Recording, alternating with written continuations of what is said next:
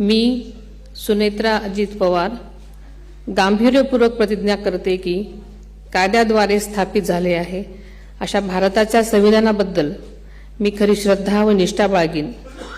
मी भारताची सार्वभौमता व एकात्मता उन्नत राखीन।